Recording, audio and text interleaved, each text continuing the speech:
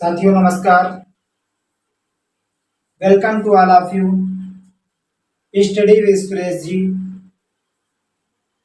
आज हम भारत के प्रमुख राष्ट्रीय प्रतीक भारत के राष्ट्रीय प्रतीक कहाँ कहाँ से और कौन कौन से हैं उसे के बारे में चर्चा करेंगे। तो आइए सबसे पहले भारत के कुछ प्रमुख राष्ट्रीय प्रतीक हैं, उन्हीं के बारे में चर्चा करते हैं। तो जो भारत का पहला राष्ट्रीय प्रतीक राष्ट्रीय ध्वज, जिसे तिरंगा कहते हैं, उसी के बारे में पढ़ेंगे। तो भारत का राष्ट्रीय ध्वज तिरंगा। भारत के राष्ट्रीय ध्वज में राष्ट्रीय ध्वज तिरंगे में सबसे ऊपर केसरिया, बीच में सफेद और सबसे नीचे हरा रंग होता है। केसरिया रंग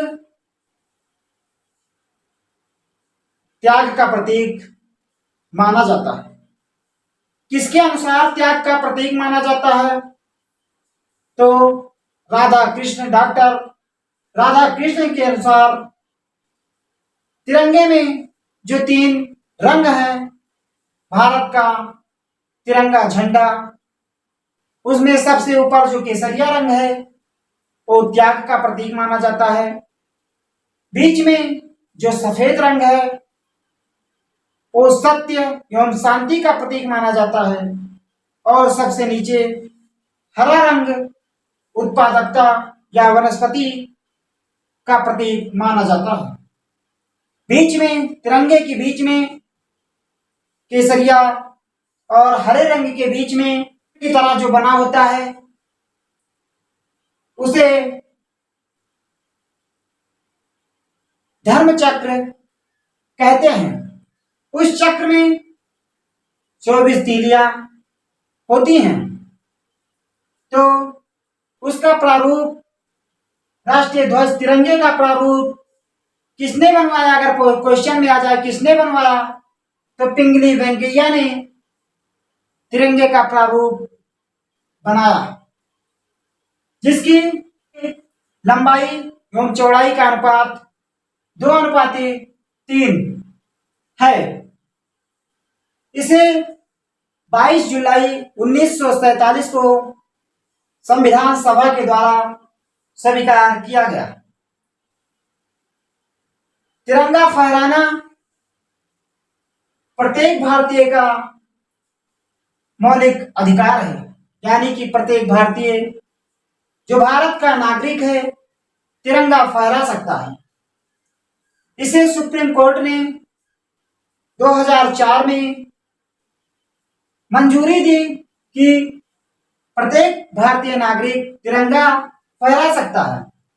इसे अनुच्छेद 19(1) के तहत रखा गया है कि इस तरह से भारत का राष्ट्रीय ध्वज तिरंगा के बारे में कुछ जानकारियां थी जो मुझे महत्वपूर्ण लगी, उसे हमने आप लोगों के समक्ष प्रस्तुत कर दिया। आइए देखते हैं। भारत का राजकीय चिन्ह सारनाथ के अशोक स्तंभ से लिया गया है। भारत का जो राजकीय चिन्ह अशोक स्तंभ है वो सारनाथ के अशोक स्तंभ से लिया गया है। इस स्तंभ का निर्माण 242 से 232 बिफोर क्राइस्ट ईसा पूर्व के मध्य हुआ था। 242 से 232 ईसा पूर्व के मध्य बीच में हुआ था। इस स्तंभ में 4 शेर, इस स्तंभ में 4 शेर एक दूसरे की ओर पीठ करके बैठे हैं। इनकी पीठ पर एक धर्म चक्र रखा है, जिसे 26 जनवरी 1950 को संविधान सभा ने राजकीय चिन्ह घोषित किया। 26 जनवरी 1950 को संविधान सभा ने अशोक स्तंभ को राजकीय चिन्ह घोषित किया, जिसे सारनाथ से अशोक स्तंभ से लिया गया है। राजकीय चिन्ह के धर्म चक्र में, राजकीय चिन्ह के बीच में भी, जिसे धर्म चक्र कहते हैं, 24 तीलियां हैं। फिर 4 शेरों के चबूतरे के नीचे उल्टे कमल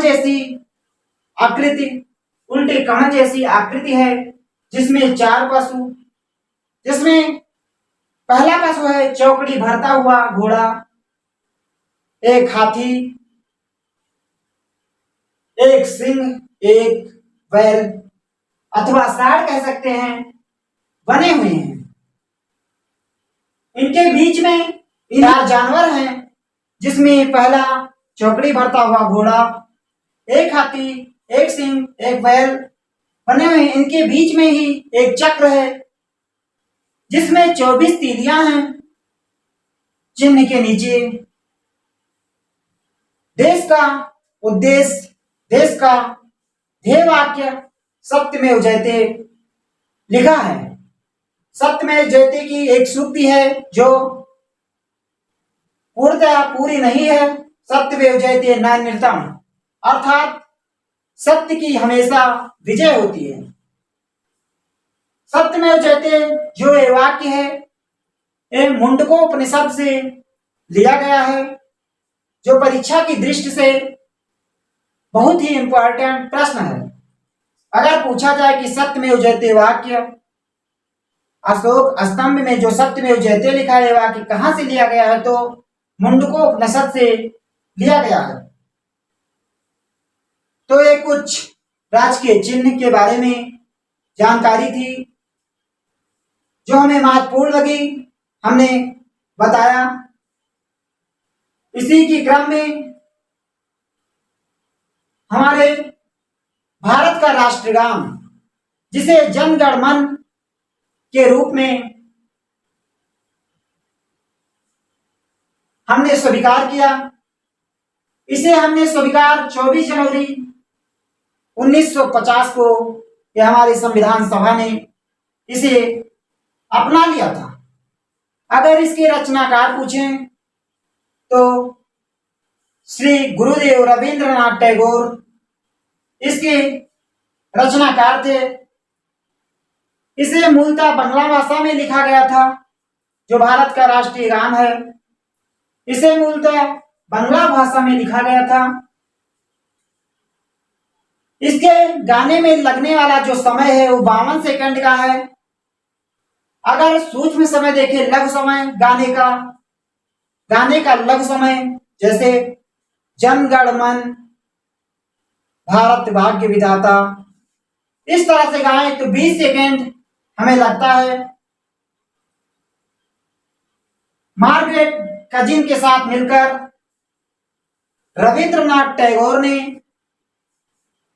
इसका अंग्रेजी अनुवाद किया, जो 1919 में मॉर्निंग सॉन्ग ऑफ इंडिया के नाम से प्रस्तुत किया गया।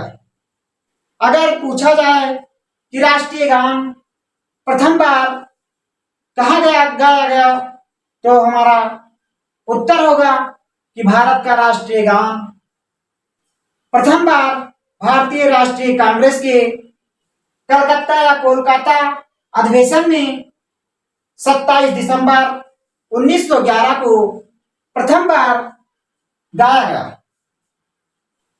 जनगणमन का तत्वबोधिनी पत्रिका में प्रकाशन वर्ष 1912 में किया गया। जनगणमन का तत्वबोधिनी पत्रिका में प्रकाशन 1912 ईस्वी में किया गया।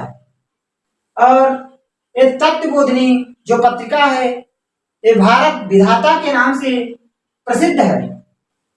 तो इस तरह से कुछ और क्रम में हमारे भारतीय राष्ट्रीय प्रतीक हैं, जिनको क्रम के अनुसार हम बताएंगे। क्रम में आइए उसी क्रम में भारत की राष्ट्रीय गान के बाद भारत के राष्ट्रीय गीत वंदे मातरम, जिसके रचनाकार बंकिम चंद्र चट्टोपाध्याय या बंकिम चंद्र चटर्जी जिन्हें हम कहते हैं, राष्ट्रीय गीत वंदे मातरम को लिखने वाले हैं।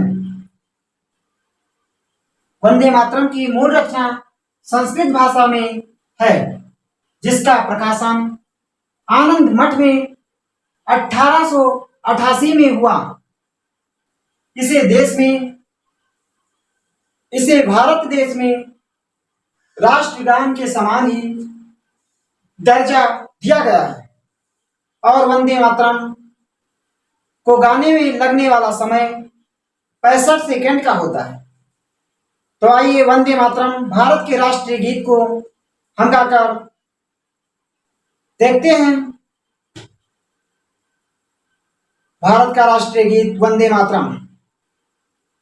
वंदे मातरम सुजलाम सुफलाम मलयज शीतलाम सस्य श्यामलाम मातरम वंदे मातरम शुभ्रज्योत्स्नां पुलकितयामिनीं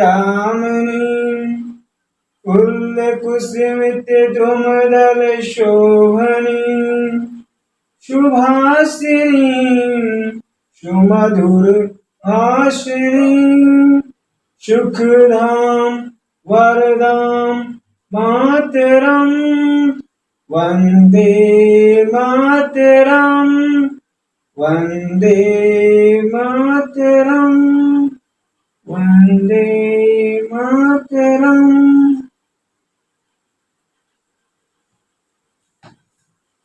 इस तरह से वंदे मातरम गाया जाता है।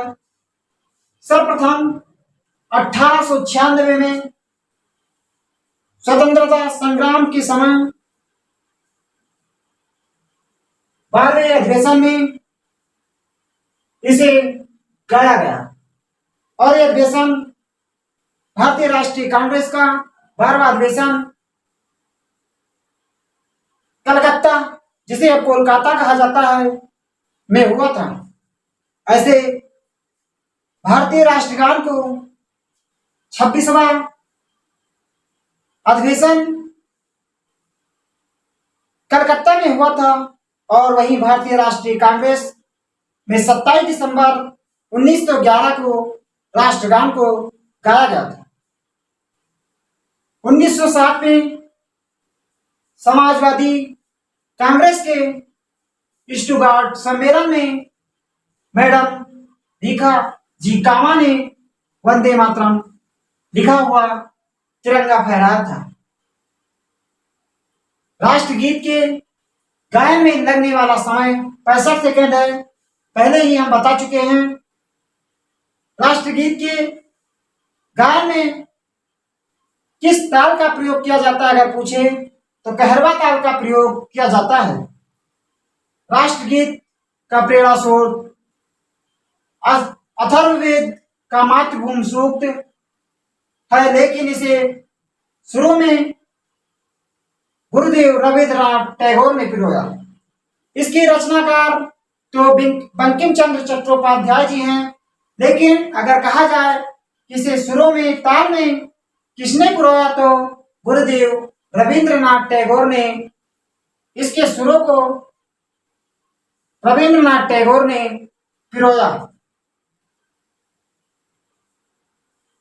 एक भारतीय स्वतंत्रता संग्राम में 1857 में जब हुआ तो उदारवादी और उग्रवादी जो नेता थे उन्होंने वंदे मातरम का नारा दिया, वंदे मातरम का नारा दिया और उसी नारे में कांग्रेस के स्टुटगार्ट सम्मेलन में मैडम भीखा जी कामा ने वंदे मातरम लिखा हुआ तिरंगा फहरा था। इसी के बाद इसी के क्रम में राष्ट्रीय पंचांग, जिसे भारत का राष्ट्रीय पंचांग कहा जाता है, यह पंचांग सन संवत पर आधारित कैलेंडर को राष्ट्रीय पंचांग के रूप में भारत सरकार ने 22 मार्च 1957 को अपनाया, लेकिन इसके साथ साथ ग्रेगोरियन कैलेंडर का भी प्रयोग किया जाता है। शक संवत कैलेंडर में वर्ष 365 दिन, प्रथम माह चैत्र से शुरू होता है, चैत्र से स्टार्ट होता है। कुल माह 12 महीने होते हैं। प्रथम माह चैत्र का पहला दिन ग्रेगोरियन कैलेंडर के अनुसार 22 मार्च होता है। लीप वर्ष तो जो ग्रेगोरियन कैलेंडर के अनुसार प्रथम माह चैत्र का पहला दिन 21 मार्च को शुरू हो जाता है। शक संवत की शुरुआत 78 ईस्वी में कनिष्क कुषाण वंश ने की थी, जबकि ग्रेगोरियन कैलेंडर को इटली के पोप ग्रेगरी 13 ने 1582 में तैयार किया था। यह कैलेंडर ग्रेगरी कैलेंडर क्यों तैयार किया गया? इसके पहले जूलियन कैलेंडर था। जूलियन कैलेंडर की कमियों को दूर करने के लिए ग्रेगोरियन कैलेंडर तैयार किया गया और इसे इटली के पोप ग्रेगरी ने 1582 में तैयार किया। इस तरह से कुछ राष्ट्रीय प्रतीक थे जिसको हमने आपके समक्ष प्रस्तुत कर दिया है। हमें आशा है कि आपको यह वीडियो पसंद आएगा, अतः आप इसे ज्यादा से ज्यादा लाइक एवं सब्सक्राइब करके अपनी प्रतिक्रिया suresh130 399@gmail.com पर जरूर दें। और मेरा मोबाइल नंबर 7800386149 पर अपनी प्रतिक्रिया मैसेज अथवा ईमेल के माध्यम से भी दे सकते हैं। इसी के साथ आप सभी साथियों, भाइयों एवं बहनों को मेरा सादर प्रणाम।